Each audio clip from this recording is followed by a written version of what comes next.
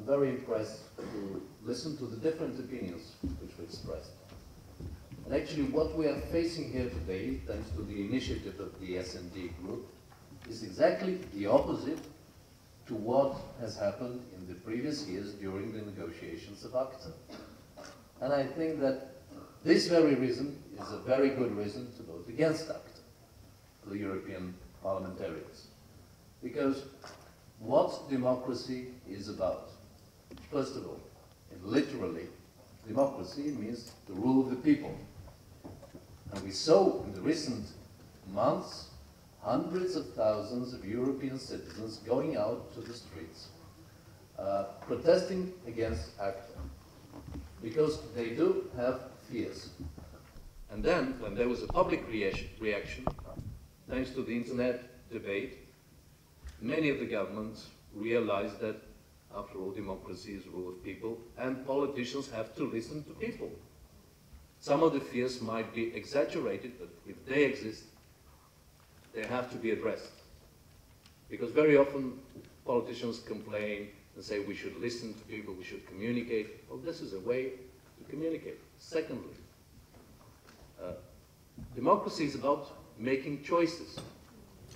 And it's also a challenge to the members of the European Parliament and the members of the national parliaments who will have to ratify or not ratify ACTA, to choose a side in this issue. Because in ACTA there are two major concerns and major elements. One is the situation with the counterfeit medicine as a problem. And there is a real concern that this agreement will affect not only people in the developing countries, but also European citizens, many of whom need and use generic medicines as an affordable alternative. This is one problem. And the other one is the internet freedom. No, I think that it is very fundamental, because the world has changed so much thanks to the internet and the digital era, and our freedoms are evolving. ACTA is definitely not the right instrument, the right tool to fight the issue of piracy and to protect intellectual property rights. Because I don't think that anyone in this audience or outside of it would say, we are against the property rights of the artists. No one is. But look, the world has evolved so much with the social media, which is much more open, which gives the way to share information and to also share creativity, also of the authors themselves, that European law needs to also to change to reflect this. There was a very good phrase about the dinosaurs and the meteorite, and that ACTA is trying to actually ban the meteorites for the dinosaurs. But generally speaking, we need to work very seriously to adapt European legislation to the developing digital era, to the social media, and provide, which is fundamental for me, basic human rights and freedoms. I think this is crucial. And I must say that I'm very disappointed by the approach of the European Commission, because the European Commission was part of this secretive way of negotiating ACTA. And now when the problem came out to open space and is a concern for so many Europeans, what is the approach of the Commission? To distance themselves from the problem and send it to the European Court of Justice.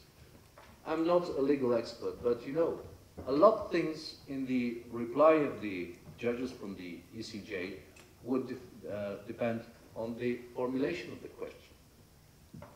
And they may not address the real issues, but maybe the procedures or the need to have such a regulation, an international agreement. And this is why I believe that the only thing which becomes transparent in this approach of the Commission is how actually pro-business the approach is.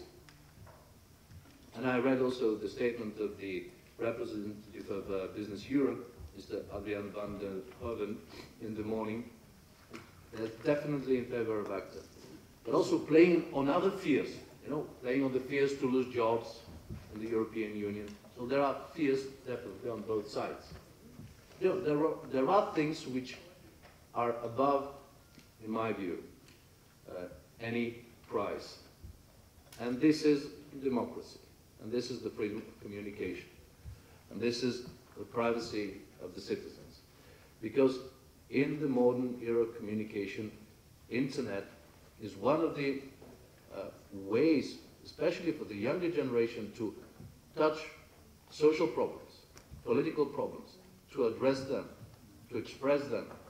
And this space where they shape their opinion, where they interact, where they express their political views also, should be completely free, in my view.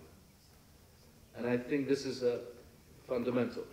And I cannot accept the type of conservative politics which excludes the public, and even actually excludes the elected representatives from the process. So I believe that the intercommittee, which choose not to refer to the matter to the European Court of Justice, has a right approach. And I strongly welcome it, and I would like to thank both Bernd Lange and David Martin for their role in that decision. Because coming back to the fact that politics and democracy is about making choices, I think it's fair the elected European representatives to make a choice. The arguments which we hear are on the table. They are on the table. All the arguments.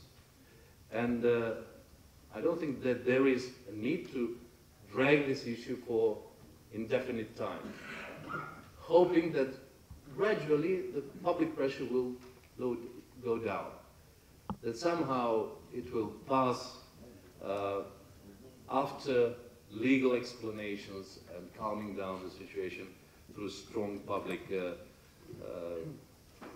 campaigns in favor of ACTA. I think that in the recent months there has been great use of the Guy Fawkes icon from the V for Vendetta. And it has captured in many ways the mood and the frustration which many people in Europe feel. Hundreds of thousands, at least, and millions who didn't go out to the streets, but had their point and their view. And I would like to say that still, in my view, people need V for vigilance, because this issue is not closed, and there will be many efforts to push it through. And also, I would expect a V for victory in the end to come. And I very much welcome the efforts of the S&D group in this respect. And you know what I'm calling for. I'm calling for no for ACTA. Thank you. Thank you very much.